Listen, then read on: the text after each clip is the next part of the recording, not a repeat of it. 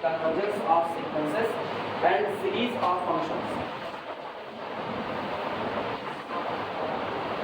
ठीक है, ये अलग अलग मत पढ़ना कि सीक्वेंस की यूनिफॉर्म कन्वर्जेंसी और फंक्शंस की सीरीज, ऐसा ये पूरा एक साथ जो आपका सीक्वेंस और सीरीज दोनों बन रहा है, वो सीक्वेंस और सीरीज दोनों किसका बन रहा है? फंक्शंस का। मतलब इस बार हम लोग फंक्शंस का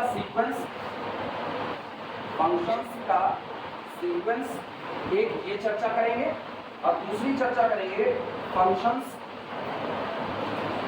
की सीरीज, ऐसा। और इन दोनों में सिर्फ कन्वर्जेंसी की चर्चा नहीं, इन दोनों में चर्चा होगी इसकी यूनिफॉर्म कन्वर्जेंस की, यूनिफॉर्म कन्वर्जेंस।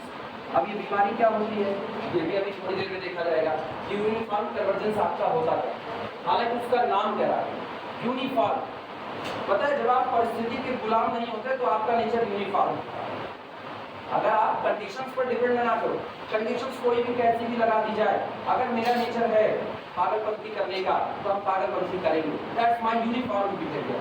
लेकिन अगर हम कंडीशंस पर डिपेंड कर जाए, कंडीशंस ये कहे कि जब कंडीशंस मेरे फेवर में होंगी तो हम बहुत अच्छा काम करेंगे, कंडीशंस मेरे फेवर में नहीं होंगी तो हम थोड़ा बुरा काम करेंगे, या ऐसा लगे मेरे पास पैसे की कमी आ गई हम डाका मारने लगेंगे, मेरे पास ज्यादा पैसे है हम साधु आत्मा हो गए हम दान पुण्य करने लगेंगे। तो अभी आप क्या कर रहे हो? अभी आप कंडीशंस पर डिपेंड करो। कंडीशंस आपके लिए किसका काम कर रही हैं? पॉइंट्स का काम कर रही हैं। जब आप पॉइंट्स पर डिपेंड करते हो तो आप पॉइंट वाइज कन्वर्जेंसी की तरफ बढ़ते हो। और जब आप पॉइंट पर डिपेंड नहीं करते हो, आप कहते हो पॉइंट कोई भी दिया जाए मेरे को कोई फर्क नहीं पड़ रहा है, हम यही काम करने वाले हैं। मतलब अगर मेरे पास पैसा कम होगा तब भी डाका मारेंगे, ज्यादा होगा तब भी डाका मारेंगे। तो कंडीशंस चाहे जैसे भी मारेंगे हम डाका ही। तो ये मेरा नेचर कैसा हो चुका है? यूनिफॉर्म का नेचर हो चुका है। ठीक, अब यही सारी चीजें हम लोग पढ़ेंगे इनके साथ। लेकिन सवाल ये उठता है कि ये सब तो बाद में आएगा, बाद में देखेंगे ना इसको कैसे डिफाइन करते हैं। पहले तो ये फंक्शंस का सीक्वेंस क्या होगा। अब तक हम लोग जो सीक्वेंस पढ़े वो नंबर का सीक्वेंस पढ़े। हम लोगों ने कहा sequence is the mapping from natural number set to a set capital S which is the subset of real number set R। आज तक हम लोग ये कहते हैं कि जो आपका सीक्वेंस होता है वो एक मैपिंग होता है जो काम करता है नेचुरल नंबर के सेट से रियल के किसी सबसेट के बीच में। और हम लोगों ने लिखा, हम लोगों ने सीक्वेंस लिखा 2, 4, 6, 8, 16। अब इसमें क्या होता है? इसमें आप जितने टर्म भर रहे हो वो सारे टर्म आप क्या भर रहे हो? नंबर भर रहे हो। आपका जो चौथा नंबर है वो फिक्स है, ये बदलने वाला नहीं है। आप लाख कोशिश कर लो आप चौथे नंबर को 8 से हटा करके कुछ और नहीं लिख सकते आए। लेकिन अब की बात गौर करना, हम एक सीक्वेंस बना रहे हैं जिस सीक्वेंस का पहला नंबर है x, दूसरा नंबर है x/2, तीसरा नंबर है x/3, चौथा नंबर है x/4, फिर अगला नंबर x/5। आपको सीक्वेंस है कि नहीं? सीक्वेंस है, ठीक। लेकिन तुम एक चीज गौर करो, अगर हम उनको कहते हैं कि x बिलोंग टू सेट 1, 2, 3, 4, अगर ये और तुम x बराबर 8 चुनो तो x बराबर 8 चुनने पर चौथा नंबर क्या मिलेगा? चौथा नंबर 1/4 ये मिलेगा, ठीक। ये आपका फोर्थ नंबर है। तब whenever x is equal to 1 then our fourth member is 1/4। लेकिन जैसे आप x को बदल दोगे, x is equal to आप 2 कर दो तो x बराबर 2 करते ही आप चौथा नंबर कौन होगा? चेंज हो गया कि नहीं? अब की बार आप x is equal to 3 कर दो, अब क्या होगा? 4 करने पर फिर बदल जाएगा। तो इसका मतलब मुझको ये पता चल रहा है कि इस बार मैंने जो सीक्वेंस लिखा है उस सीक्वेंस में अगर आप x को बदल दे रहे हो तो आपका पूरा का पूरा सीक्वेंस ही चेंज हो जाएगा। मीन्स अगर आप इनपुट बदल दे रहे हो तो आपको जो आउटपुट मिल रहा है वो भी बदल जाता है। इनपुट कौन है? x, आउटपुट कौन है? सीक्वेंस। जब आप इनपुट बदल रहे हो, x को बदल रहे हो तो आपका पूरा आउटपुट, आपका सीक्वेंस चेंज हो जा रहा है कि नहीं? तो ये सीक्वेंस किससे बना हुआ है? फंक्शन से बना हुआ है। इनमें हर एक टर्म आपका फंक्शन है। हाँ, फंक्शन है, देखो ना, पहला वाला टर्म आपका एक फंक्शन है। इस फंक्शन को दुनिया कहती है y बराबर x। अब y बराबर x एक लाइन आया। दूसरा वाला टर्म भी आपका एक फंक्शन है और वो फंक्शन है y is equal to x upon, सही है गलत? इसका मतलब ये फंक्शन ऐसे भी है f of x is equal to x upon. तीसरा वाला नंबर गौर करो, वो भी आपका फंक्शन है। वो फंक्शन कौन है? F of x is equal to x by 3। चौथा एक्स बाई 4। इसका मतलब अब भी आपने एक ऐसा सीक्वेंस बना लिया जिसमें हर एक रखा गया मेंबर एक फंक्शन है, हर मेंबर एक फंक्शन है। तो जब आपके सीक्वेंस के सारे मेंबर फंक्शन ही हैं तो इसका मतलब ये आपका जो सीक्वेंस बना this is called the sequence of function.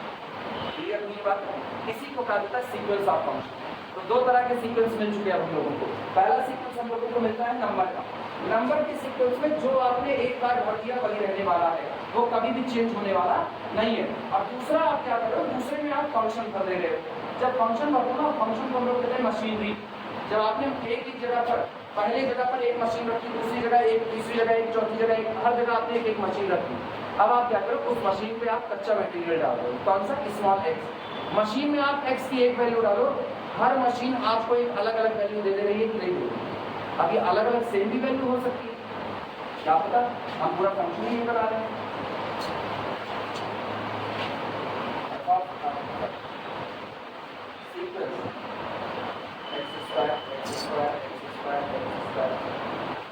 अभी और सबसे सारे फंक्शन आपके सेम भर दिए, आपकी मर्जी। आप चाहो तो आप हर जगह पर ये भर दो sine x, sine x, sine x, so on. हर जगह पर आपने क्या भर दिया? साइन। अब सोचो अगर हम x को पाई बाई 2 दे दें तो मेरा सीक्वेंस क्या बनेगा? कांस्टेंट सीक्वेंस, जिसका हर टर्म कौन है? लेकिन अगर इसी x को 0 कर दे तो सीक्वेंस क्या बन रह जाएगा? अब की क्या हो गया? 0 हो गया। तो इसका मतलब आज आपने फिर हर प्लेस पर क्या रख दिया? फंक्शन। आपने हर प्लेस पर वो मशीन रख दी जो मशीन सेम टू सेम, वो मशीन बदल नहीं रही। यार जब मशीन नहीं बदलेगी तो मशीन को दिए जाने पर जो इनपुट है आप दे रहे हो मशीन को, वो क्या आउटपुट को चेंज कर पाएगा? नहीं।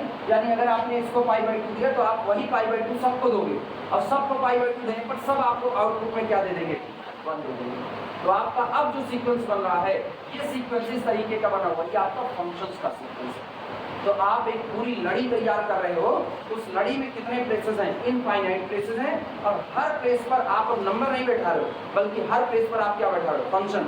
लेकिन सवाल जो फंक्शन अकेला नहीं है, जब फंक्शन आता है तो अपना डोमेन लेकर के आता है। तो इसका मतलब अब इन दिए गए फंक्शन को जो एक्स दिया जाएगा वो पर्टिकुलर किसी एक एरिया से दिया जाएगा, वो एरिया मेरा domain of the sequence. Clear नहीं ये बात? इसी को कहते हैं सीक्वेंस ऑफ फंक्शन। और आप एक काम करो, आप सबको प्लस माइनस साइन के साथ कनेक्ट कर दो, तो अब ये आपका क्या हो जाएगा? सीरीज ऑफ फंक्शंस हो जाएगा। समझ में आई बात है? जैसे कॉलेज बॉडी की बात करें तो कॉलेज बॉडी आपका क्या होगा? सीक्वेंस ऑफ फंक्शंस होगा। कॉलेज में हर टीचर एक फंक्शन का रोल प्ले कर रहा है। मैथ वाला टीचर अपना मैथ का फंक्शन है, उसका इनपुट चेंज करो, उसकी वैल्यू चेंज होती रहेगी। अगर मुझको फर्स्ट सेमेस्टर की क्लास में भेजा जाएगा तो मेरे मुंह से निकलने वाली गणित किसकी होगी? फर्स्ट सेमेस्टर की। अगर मुझको तीसरे सेमेस्टर का इनपुट दे दिया गया तो अब की बार मैथ कौन सी निकलेगी? Third semester. अब मुझको थर्ड ईयर की क्लास दी गई तो थर्ड ईयर की मैथ निकलेगी। तो आप कैसा इनपुट दे रहे हो उसके अकॉर्डिंग हम आपको क्या दे रहे हैं? आउटपुट। तो हम किसकी तरह बिहेव कर रहे हैं? फंक्शन के तरीके से। तो जब आप कॉलेज बॉडी के अंदर जाते हो तो कॉलेज बॉडी में प्रिंसिपल एक फंक्शन है, टीचर जितने हैं वो भी फंक्शन है। तो हर प्लेस पर आपने क्या बैठा दिया? फंक्शन। अब आप इनपुट चेंज करते रहो, आउटपुट आपका बदल सकता है। क्लियर हुई ये बात है? चलो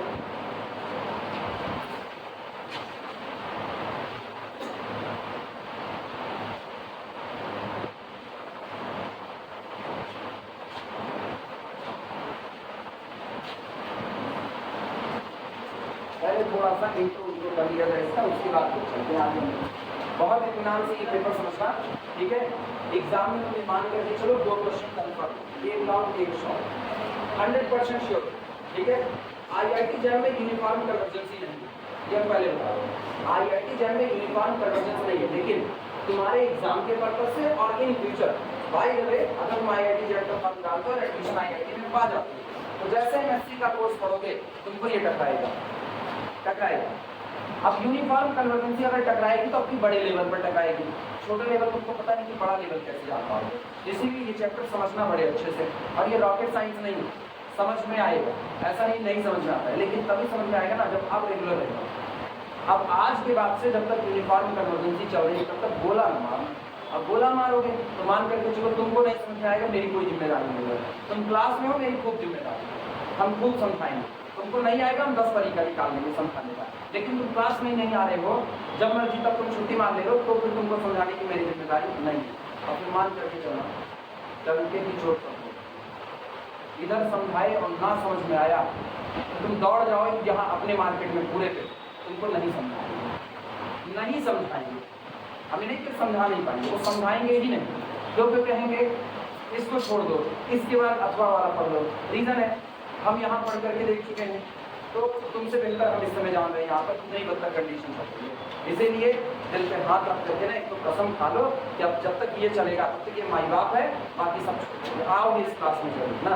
पीपल के पेड़ पे कुछ लोग जो लटकते हैं वो ही नहीं लटकते, हाथ छोड़ दो।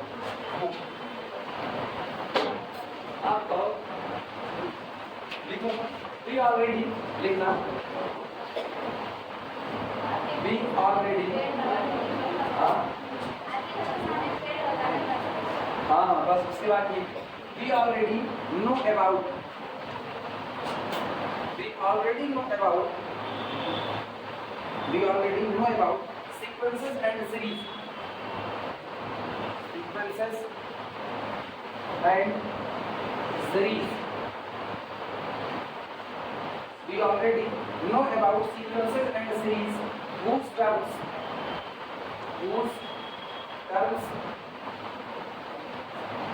पर numbers इंट्रो चल रहा है अभी, इंट्रो ऐसा लेकर के चल रहे हैं कि तुमको इत्मीनान से सारी बातें समझना है।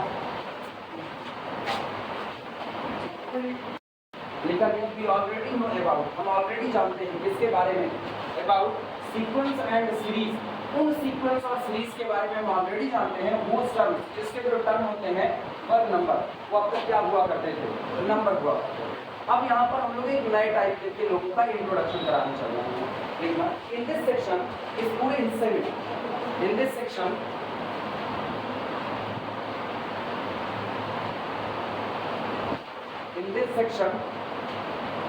we deal with, इस सेक्शन में हम लोग डील करेंगे, deal with a new type of,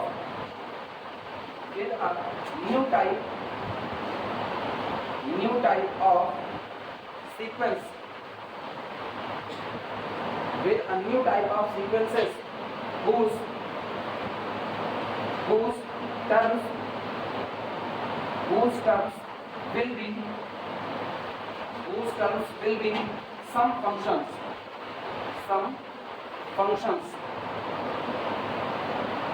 whose terms will be some functions defined। एक चीज का इसमें ख्याल रखो, जब आप ये जो सीक्वेंस बना रहे हो फंक्शंस का, तो इस सीक्वेंस में आप जितने भी फंक्शन रख रहे हो उन सभी फंक्शन का डोमेन सेम होना चाहिए, वो सारे के सारे लोग सेम डोमेन पर डिफाइंड होने चाहिए। तो इसी बात को आगे बढ़ देना यहाँ पर, whose terms will be some function defined in a common domain, defined in a common domain,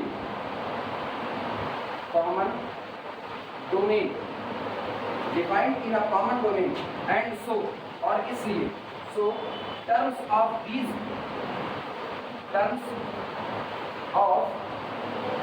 sequences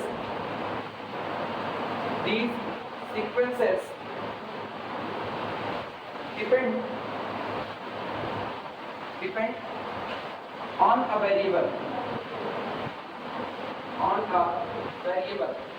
और इसीलिए अब जो सीक्वेंस आप बनाने जा रहे हो, इन सीक्वेंस के जो टर्म होंगे वो किसी ना किसी वेरिएबल पर डिपेंड कर रहे हैं। जैसे हम पूरा सीक्वेंस बनाए अभी थोड़ी देर पहले, x, x/2, x/3, x/4, x/5, तो सोचो ये किस पर डिपेंड कर रहा था, x पर। आप जैसे ही x की वैल्यू दोगे वैसे आपको टर्म मिलने चालू हो जाएंगे। इसी तरीके से हम जो सीक्वेंस बनाते हैं, मान लो हम सीक्वेंस ये बना दिए, sin x + 1, sin x + 2, sin x + 3, so on। अपर भी तो फंक्शन ही है, पहला फंक्शन कौन है 1 + sin x, दूसरा कौन है 2 + sin x, तीसरा कौन है 3 + sin x, सारे फंक्शन है। लेकिन सोचो ये सारे फंक्शन किसके फंक्शन है, x पर डिपेंड करके, sin के फंक्शन है x पर डिपेंड करके। तो मेरा पूरा का पूरा सीक्वेंस किस पर डिपेंड किया, वेरिएबल x पर डिपेंड कर दिया। क्लियर है ये बातें।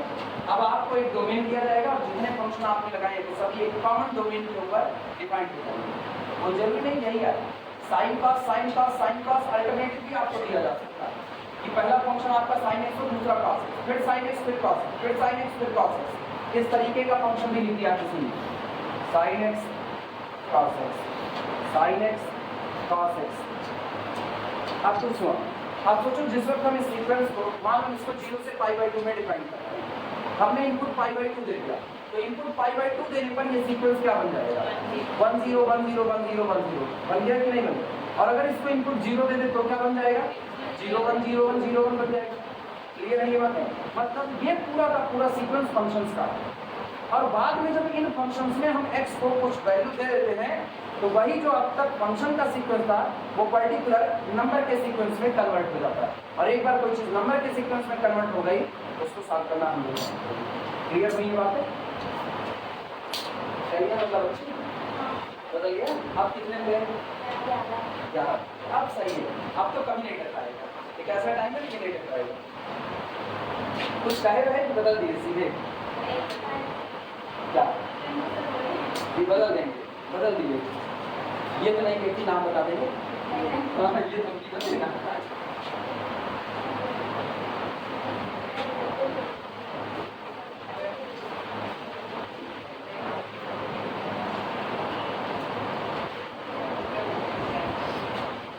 ये लोगों के साथ एक ग्रुप था, वशिष्ठ पांडे, सरकार देव और दीपक सिंह, मेरी जो खास दोस्त थे वो वशिष्ठ पांडे वगैरह थे। हरिओम को हम जानते थे, उसको हम जानते थे।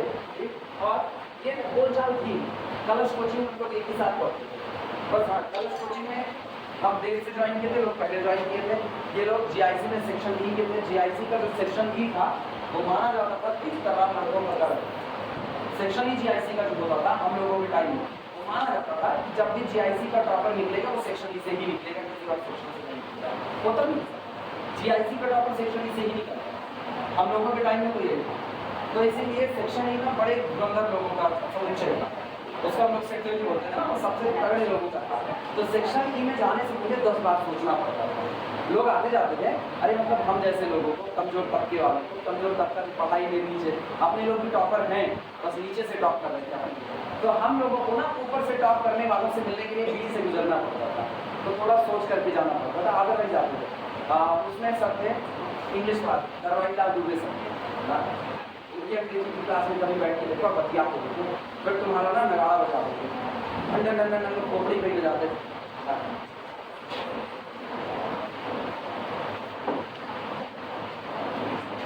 अब हेडिंग याद है ना, sequence of functions, sequence of functions, sequence of functions.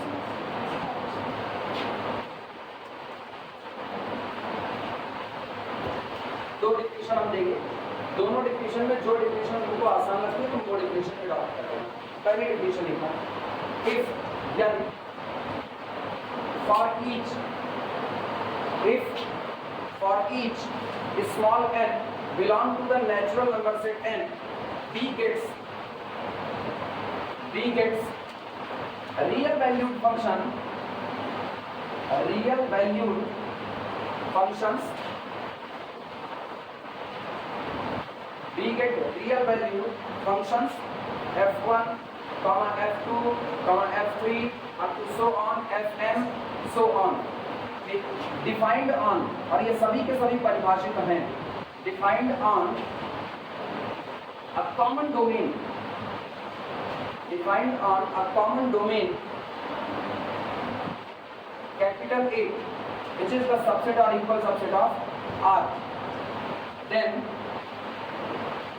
sequence f1, f2, f3 up to so on, ठीक, that is in short इसी को लिखा जाता है की ब्रैकेट में केवल fn, sequence fn is called, कहा जाता है is called sequence of functions, sequence of functions, function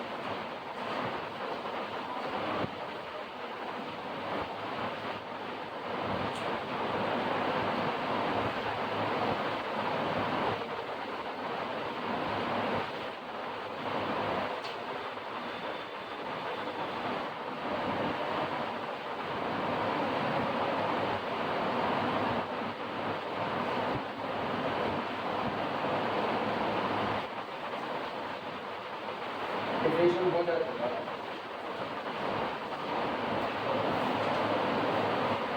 इसका ना जो इंट्रो है, इंट्रो थोड़ा सा इसका डीप लिखा है, वो जानबूझ करके डीप लिखा है, बाद में उसमें मार्किंग कर देंगे कि एग्जाम मालूम हो जाता है तुमको ये पूरा इंट्रो नहीं पढ़ना, थोड़ा थोड़ा इसका पढ़ना पड़ेगा, तो खाली उतने तक का इसका काम होगा। लेकिन चूंकि जब इसको खुद से पढ़ोगे तो तुमको समझ आना चाहिए, तो समझ आए किताब में एक लाइन लिख करके फुर्सत कर दे रहा है, जो तुम्हारी ऑक्सफोर्ड यूनिवर्सिटी की किताब है, एक लाइन लिख करके छुट्टी कर दिए, डीपली समझाए है ही नहीं, तो तुमको यही कंफ्यूजन हो जाएगी कि किस तरीके से बात कहना चाह रहे हैं।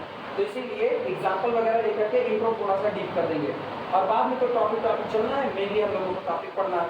तो ये नोट्स तुम्हारे लिए इन फ्यूचर भी काम आ जाएगी कि अगर कभी भी बाय द वे तुम लोगों से कोई एमएससी करता है, एमएससी करने के बाद बच्चे का सीएसआई नेट की तैयारी देखना, तब तुम्हारे पास एक बेसिक नोट्स होगी तुमको यूनिफॉर्म कन्वर्जेंसी का बेसिक बता देगी, और बाद में हाई लेवल के सवाल अपने लगाते रहना। ध्यान देना कहा क्या गया, कह रहे हैं कि फॉर ईच एन, आप जो मर्जी वो नेचुरल नंबर आप चुन लो, हर एक नेचुरल नंबर के लिए we gets a real valued function. Real valued function का मतलब ये हम वो फंक्शन इकट्ठे कर रहे हैं जिनका जो आउटपुट होगा वो रियल नंबर होगा। कॉम्प्लेक्स नहीं चाहिए आपको, क्योंकि अगर कॉम्प्लेक्स होगा ना तो अपने लोग कॉम्प्लेक्स से डील करने लगेंगे, अब पर हम लोग जा रहे हैं रियल एनालिसिस। तो मेरे सारे फंक्शन कैसे होंगे, रियल वैल्यूड फंक्शन। करें अगर किसी भी एम के लिए मुझको रियल नंबर की रियल वैल्यूड फंक्शन की एक पूरी सीरीज मिल जाती है, और ये पूरी सीरीज ऐसी है कि सारे फंक्शन एक ही डोमेन इस पर डिफाइन है, कैपिटल ए पर, डोमेन अलग नहीं होना चाहिए, डोमेन सबका कैसा होना चाहिए, जैसे जिस वक्त आप फंक्शन बैठा रहे हो sin x cos x, अगला आप क्या बैठा है sin x cos x so on, इस तरीके से। तो इन सब के लिए आप एक ही डोमेन रखते हो। आप ये नहीं कह सकते हो कि आप साइन को डिफाइन कर दोगे क्लोज रिटर्न 0 से π/2 में, और इसको डिफाइन कर दोगे π/2 से लेकर के किसमें, जो आप इनपुट दोगे, सोचो आप इनपुट x को दे रहे हो ना, जो इनपुट एक को दोगे वही इनपुट सबको मिलना चाहिए। सीक्वेंस क्या होता है, वेल डिफाइंड रूल होता है, आपको रूल पता है कि आप इनपुट क्या देने वाले हो। जब सबका डोमेन सेम होगा, तो अगर डोमेन से एक बार इनपुट x बराबर π/2 उठा, तो मेरा रूल एकदम वेल डिफाइंड है कि हर एक को कितना दे दिया जाएगा π/2, और सबको π/2 देने पर मुझको एक सीक्वेंस मिल जाएगा जो कि वेल डिफाइंड होगा। आया, तो इसका मतलब जितने फंक्शन आप लिखो सबका डोमेन सेम होना चाहिए। अगर हमने एक बार डोमेन 0 से π/2 लिया, तो सबका डोमेन 0 से लेकर के कितना हो जाएगा, π/2 हो जाएगा। यही कहा जा रहा है, अगर किसी भी नेचुरल नंबर के लिए आपको सीक्वेंस की इनकी फंक्शंस की पूरी एक सीरीज मिल जाए रियल वैल्यूड फंक्शन की, तो ये जो आपका सीक्वेंस तैयार होगा, that sequence known as the sequence of function. ये आपका फंक्शंस का पूरा एक सीक्वेंस या अनुक्रम है। क्लियर है ये बात है? अब ये फंक्शन अलग है, ये ट्रिग्नोमेट्रिक हो सकते हैं, या अलजेब्राइक हो सकते हैं, ये ट्रांसेंडेंटल फंक्शन हो सकते हैं, ये जैसा हो सकता है, ये पॉलिनोमियल की कैटेगरी में भी आ सकते हैं। x x2 x3 x की पावर 4 x की पावर 5, जनरल x की पावर n है कि नहीं। पहला टर्म y बराबर x, दूसरा y बराबर x² पैराबोला, तीसरा y बराबर x3, चौथा y बराबर x की पावर 4, अलग अलग फंक्शन है, लेकिन आप डोमेन क्या रखेंगे, सेम डोमेन आपका नहीं होगा। क्लियर है ये बात? और अथवा अभी एग्जांपल उठाते हैं, परेशान ना हो। एग्जांपल ये है,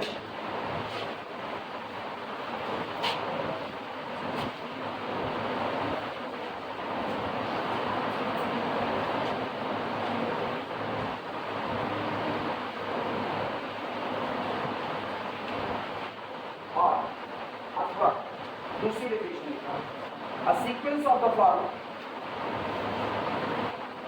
इसी को ही बदल बदल करके लिखते हैं बस, a sequence of the form, a sequence of the form, sequence where, जहां पर fn of x are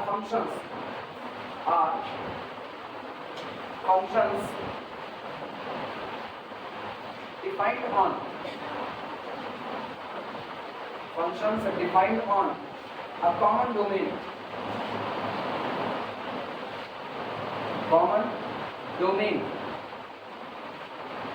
capital A is called sequence of functions।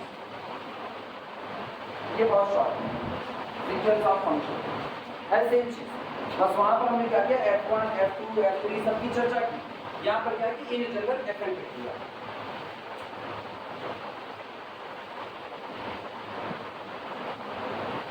अब एग्जाम्पल दिखाते हैं इसके।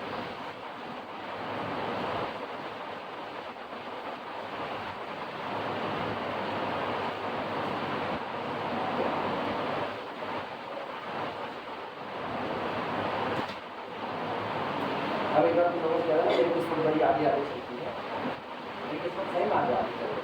हम एक कॉलेज पकड़े हुए मतलब चलो कुछ रास्ता सही सलामत करते हैं।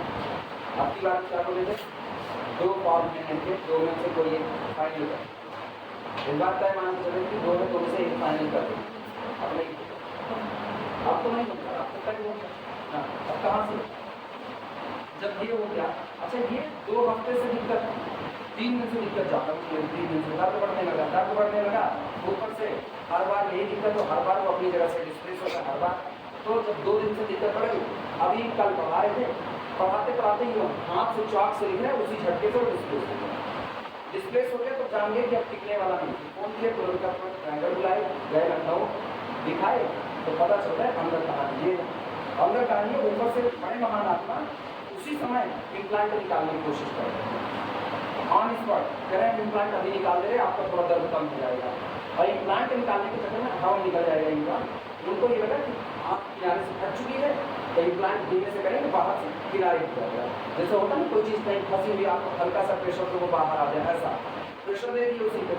तो जो दे दिए तो जो बचा कुचा था तो और वो फंस गया जाकर के, अब फंस गया, अब दर्द बता दिया।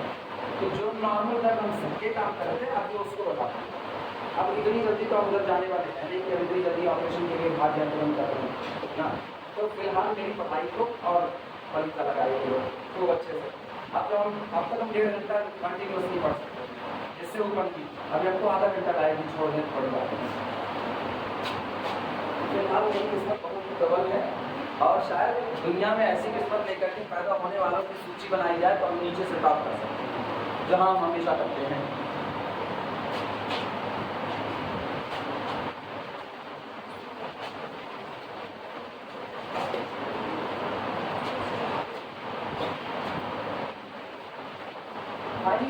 आखिरी बैच और पढ़ा इसका टीचिंग छोड़ या आखिरी बैच किसी तरीके से लिखा, चूँकि इसको शुरू कर दिए हैं। शुरू तो हम वो भी किए हैं पहला सेमेस्टर, लेकिन पहले सेमेस्टर वाले को पूरा पढ़ा देंगे तो ये गए गवर्नमेंट ने इसका पढ़ाना छोड़ दिया। ठीक है, इस बार वो बनाए पढ़ाना छोड़ना चल नहीं पा रहा। फॉर एग्जाम्पल अब मेरे लिए ना बिजनेस सोचो, मेरे लिए कौन सा बिजनेस ज़्यादा सही है, मॉडलिंग करें तो ज़्यादा सही होगा। फॉर एग्जाम्पल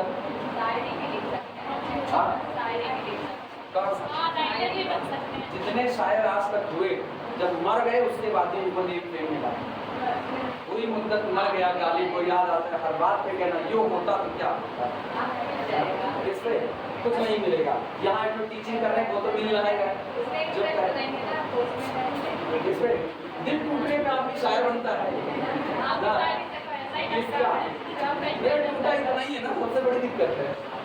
फॉर एग्जाम्पल पहला लिखना fn of x is equal to x to the power n defined on क्या करें डिफाइंड ऑन क्लोज इंटरवल 0 बना रहा है। तुम लोग परिस्थितियों का मजाक उड़ा रहे हैं, नहीं खाए पड़े अभी। अब सुनो, पता है जब हम लिख दिए fn of x, तो पता है हमने केवल fn of x लिख करके ही पूरा का पूरा सीक्वेंस तैयार कर लिया है। कैसे सीक्वेंस क्या बना, तो sequence f1, f2, f3 up to so on, ये जो आपका सीक्वेंस निकल करके आया, ये सीक्वेंस आपका आया, दिस इज इक्वल टू 1 चुनो तो कितना होगा x, दूसरा कितना होगा x², फिर कितना x³ up to so on. जिनको ये लगे ना कि ये फंक्शन नहीं है, वो लोग जरा इनको अलग से लिखने की कोशिश करें।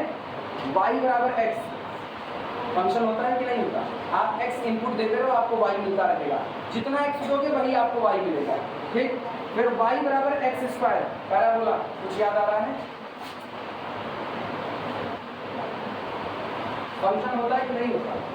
फंक्शन होता है, क्योंकि पैरेलल में खींची गई लाइन क्या पॉइंट पर काट रही है, एक पॉइंट पर, हर एक real value function y is equal to x cube, y is equal to x to the power 4, y is equal to x to the power 5 polynomial है।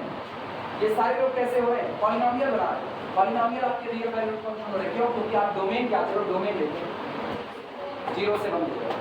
अच्छा अब गौर करना, जब हम डोमेन 0 से 1 देखेंगे तो देखना हम x इज इक्वल टू 1 चुन लेंगे लास्ट का, या पहले 0 चुन। तो जब आप x इज इक्वल टू 0 चुन रहे हो तो आपको जो पहला सीक्वेंस मिल रहा है वो सीक्वेंस आ रहा है 0 0 0 0। कांस्टेंट सीक्वेंस कहाँ कन्वर्ट कर रहा है? 0। ठीक, फिर आप x इज इक्वल टू 1 दे दो, बाकी 1 1 सो ऑन, कहाँ कन्वर्ट कर रहा है? 1 पर। आप आपकी बार x इज इक्वल टू, इस बार x इज इक्वल टू 0.2 दे दो, 0.2। तो गौर करना, आपका पहला नंबर क्या होगा? 0. दूसरा होगा 0.2 का होल स्क्वायर, और कम हो गया कि नहीं? अगला आपका होगा 0.2 की होल पावर 3, और कम हो गया।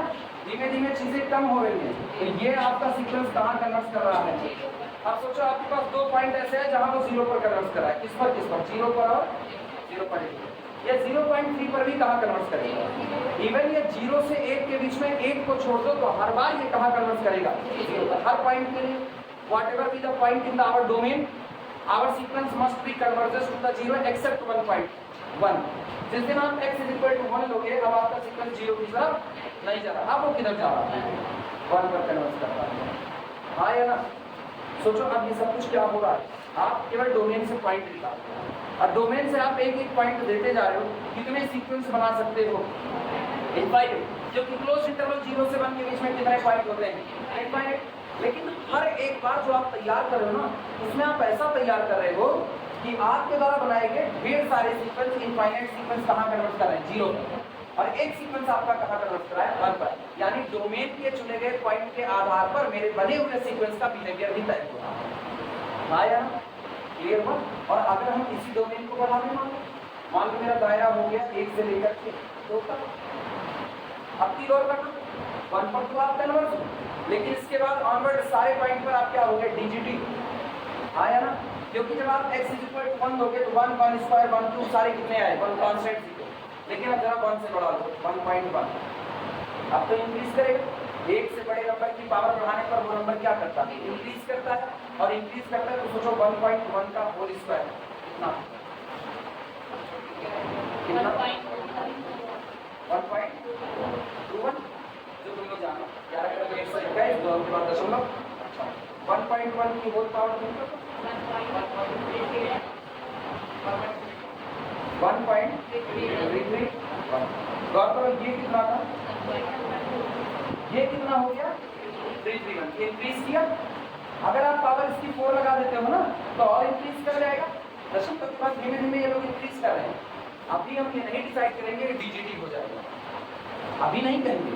क्या पता, ये बात हमको चेक करनी पड़ेगी कि कन्वर्जेंट होगा या डाइवर्जेंट। क्या पता ये जो 2 के बाद 3 हुआ, 3 के बाद 4 होगा। अभी देखो 2 के बाद 3 होगा, फिर 3 के बाद 4 को बदलेगा। ये वाला 1 से 3 हुआ, इंक्रीज कर रहा है। लेकिन इंक्रीज करने में भी तो देखना, कई बार ऐसा होता है मेरा सीक्वेंस मोनोटोनिकली इंक्रीजिंग था, लेकिन एक जगह जाकर के रुक गया। तो पता है किसी इंक्रीजिंग सीक्वेंस में फर्क से वो नहीं खोल सकते हैं कि सीक्वेंस इंक्रीजिंग है तो डाइवर्जेंट। तो ऐसे भी नेचर हो सकते हैं जब आपका बना हुआ सीक्वेंस इंक्रीजिंग हो, लेकिन इंक्रीजिंग होने के बाद भी क्या पता यही लोग बढ़ते बढ़ते 2 पर कन्वर्ट कर जाते हैं। पॉसिबिलिटी बता रहे हैं, मेरे को भी नहीं पता कन्वर्ट करेंगे, वो तो चेक करना पड़ेगा। और फिलहाल अभी हमको चेक करने की रिक्वायरमेंट नहीं है। अभी हम केवल एक बात सीख रहे हैं कि आज तक हम नंबर का सीक्वेंस बना रहे थे, अब हम फंक्शंस का सीक्वेंस बना रहे हैं। अब फंक्शंस के बने हुए सीक्वेंस में जब आप इनपुट को दे रहे हो तो आउटपुट में जो सीक्वेंस आपको मिल रहा है वो चेंज होता हुआ मिल रहा है। हाँ या ना? अब चेंज होता हुआ मिल रहा है तो उसका नेचर बदलेगा, बदल भी सकता है, नहीं भी बदल सकता है। दोनों बातें पॉसिबल हैं। क्लियर है ये बातें? ठीक, चलो आगे लिखते हैं।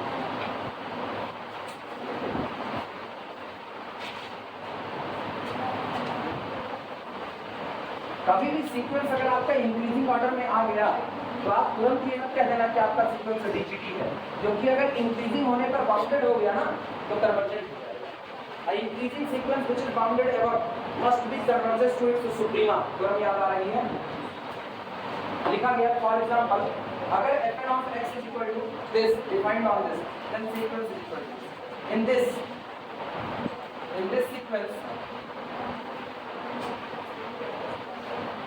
sequence x square x cube up to so on, ये सारे जितने आ रहे हैं ठीक, all are सभी हैं, all are functions, so इसलिए sequence fn of x is equal to sequence x to the power n is known as ये जाना जाता है is known as sequence of real valued functions.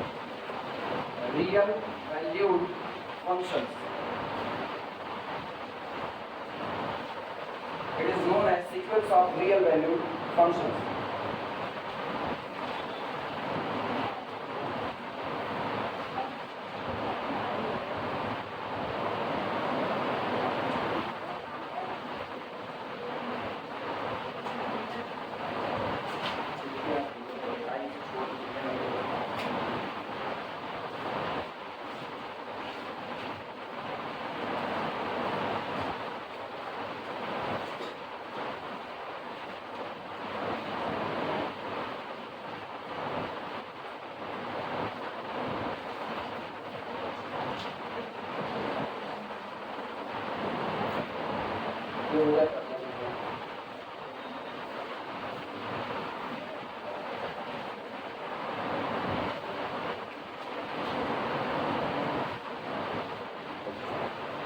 दूसरा सेकेंड, ये सब एग्जांपल लेते हैं।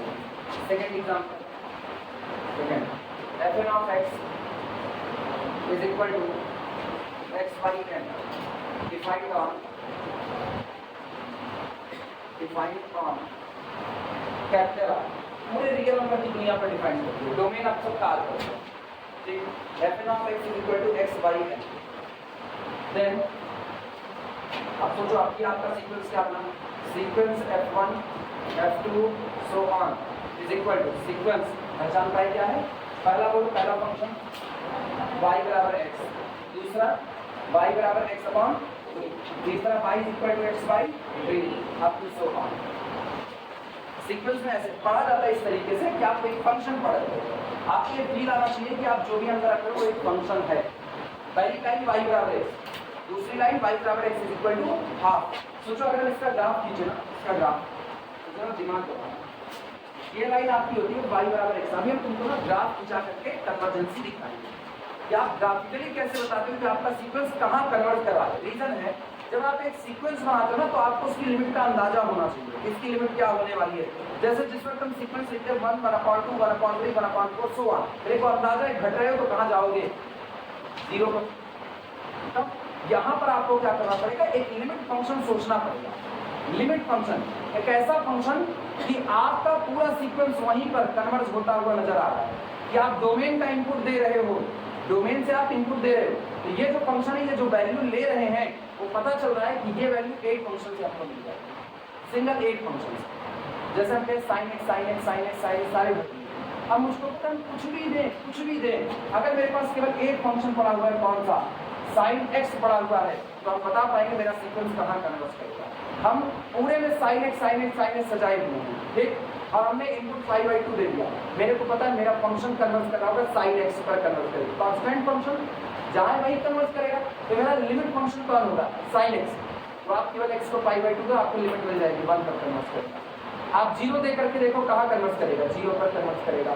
समझ में आई बात नहीं ठीक। लेकिन अगर आप ऐसा सोचोगे sin x cos x अब आपको आपका लिमिट फंक्शन नहीं मिलेगा, मिलेगा लिमिट फंक्शन नहीं मिलेगा। लिमिट फंक्शन का मतलब ये होता है जैसे कहते हैं सीक्वेंस की लिमिट का मिलना। सीक्वेंस की लिमिट के मिलने का मतलब है सीक्वेंस के टर्म चलते चलते जहां जाते नजर आ रहे हैं वो मेरी लिमिट है।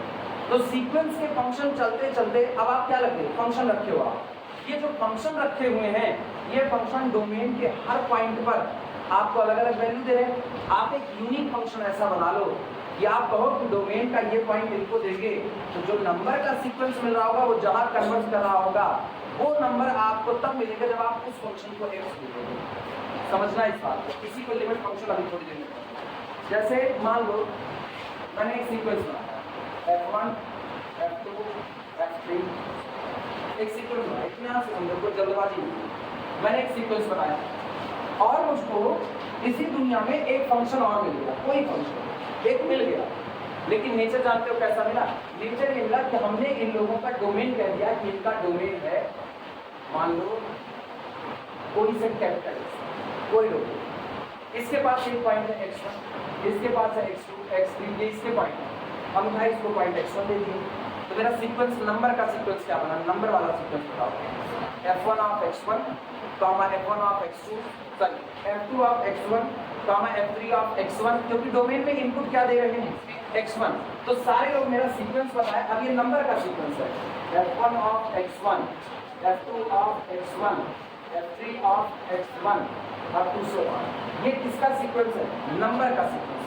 अगर ये नंबर का सीक्वेंस कन्वर्जेंट है तो किसी न किसी नंबर पर कन्वर्ट करेगा। मान लो वो नंबर आपका कौन है? और इस फंक्शन का बिहेव ऐसा है ना कि अगर आप इस फंक्शन को भी x1 देते हो तो ये आपको क्या दे देता है? ये पूरा सीक्वेंस अभी कहाँ पर आपका नजर आया?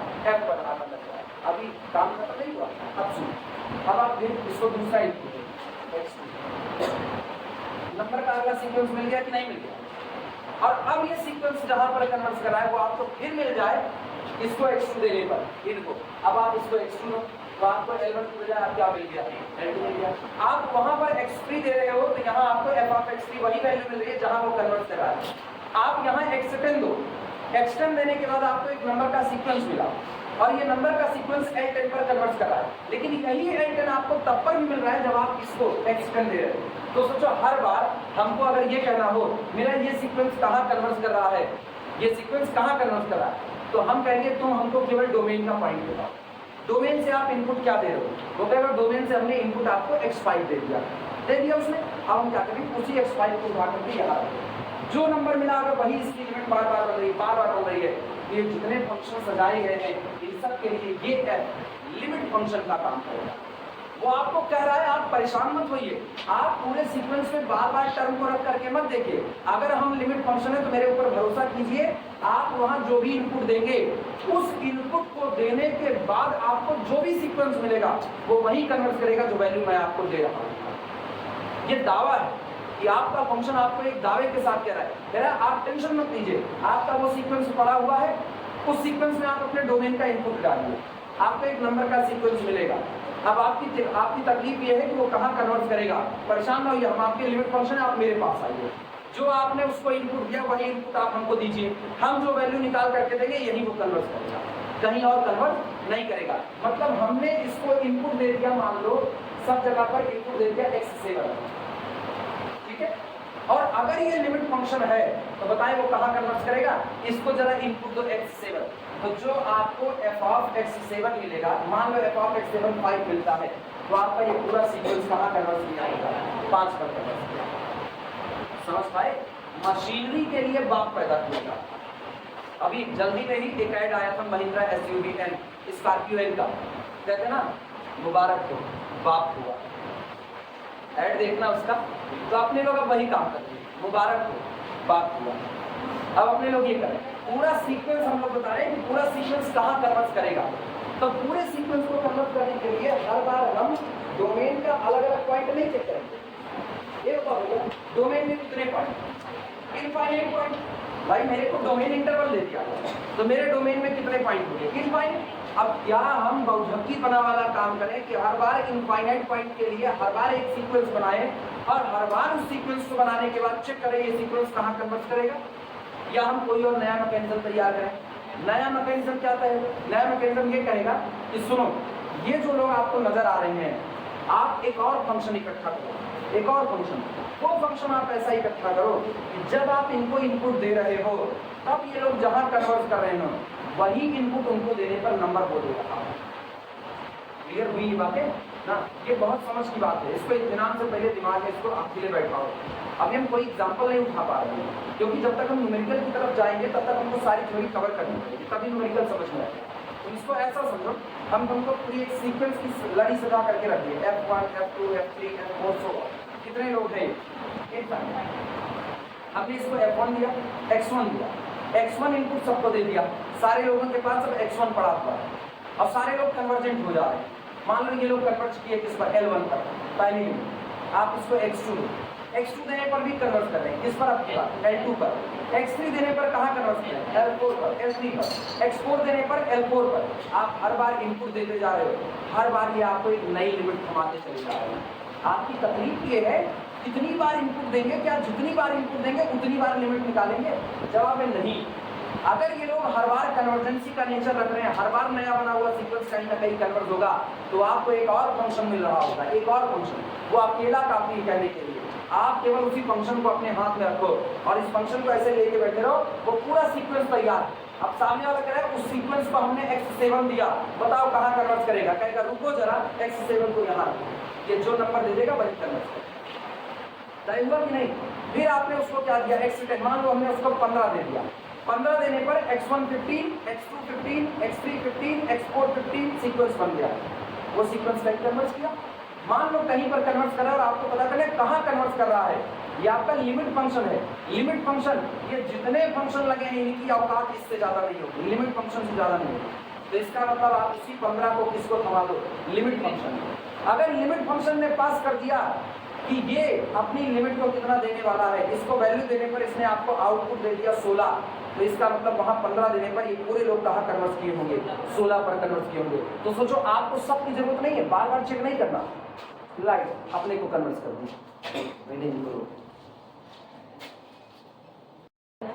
अभी ये बताओ, ये चीजें आप दिमाग में बैठी क्या हो रहा है, ये कुछ ऐसा ना बिल्कुल। अब इस पे तुम लोग एक ना एंथम यही रट लो ना, महिंद्रा का ऐड याद करो बस, मुबारक को बाप हुआ है। अब अपने लोग लिमिट फंक्शन तलाश कर रहे हैं। सीक्वेंस कितने आपके पास, ऐसे सीक्वेंस की पूरी एक लड़ी लगा दी गई आपके पास, तो हर जगह पर आपको फंक्शन पिरो दिया गया। अब पूछा जा रहा है कि ये लोग कहाँ कन्वर्ट करेंगे। आप डोमेन का पॉइंट बदलते जाओगे, हर बार आप एक नया सीक्वेंस देते जाओगे, तो हर बार हम बहुराहन करना खोजेंगे थोड़ी। हम भी तो बुद्धिमानी से काम करेंगे। बुद्धिमानी क्या है? बुद्धिमानी ये इन सारे लगे हुए फंक्शन के लिए एक ऐसा फंक्शन इकट्ठा करो जो अकेले काबिल हो ये बताने का कि ये लोग कहाँ कन्वर्ट कर रहे हैं, अकेले उसकी काबिलियत इतनी होनी चाहिए। तो आप जो इनपुट इनको दे रहे हो वही इनपुट आप उसको देना। अगर वास्तविकता में वो लिमिट फंक्शन है, ये वेरीफाई करना पड़ेगा वो लिमिट फंक्शन है कि नहीं। अगर रियलिटी में वो लिमिट फंक्शन है तो लिमिट फंक्शन किसका है? सीक्वेंस का लिमिट फंक्शन, यानी इन सीक्वेंस की हैसियत ये वहीं तक जानी है। तो इसका मतलब जब जो इनपुट इनको दे रहे हो वही इनपुट आप उसको दे देना। वो इनपुट देने पर वो आपको जो नंबर थमा रहा होगा, ये बना हुआ सीक्वेंस उसी नंबर पर जा करके क्या करेगा, कन्वर्ट करेगा। That's why it is called the limit function. और उसी को महिंद्रा की भाषा में कहेंगे मुबारक। फिर कैसे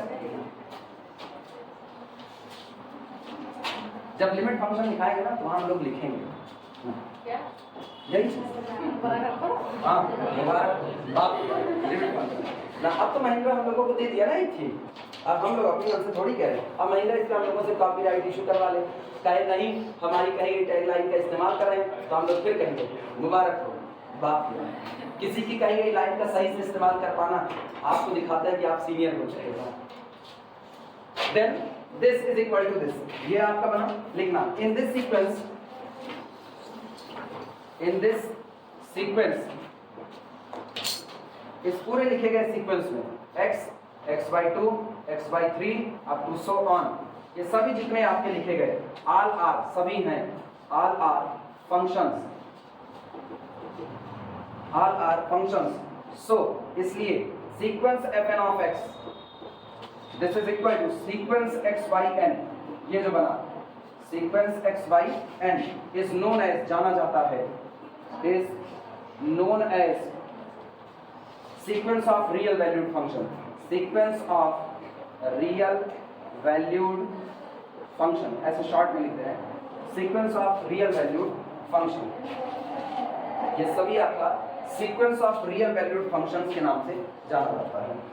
ठीक है, एक काम करो, इसी पर रोको, 10:06 हो गए हैं ना, पता चलेगा अभी 10:30 11 से जुलूस निकलने की तैयारी होने चालू होगी, तो रास्ते में जाम आम लगेगा, तुम लोग घर पहुंचो आराम से। कौन सा जुलूस कहाँ जाता है अनस? नहीं पता, हाँ इसी पर रोक दे रहा नहीं, करबला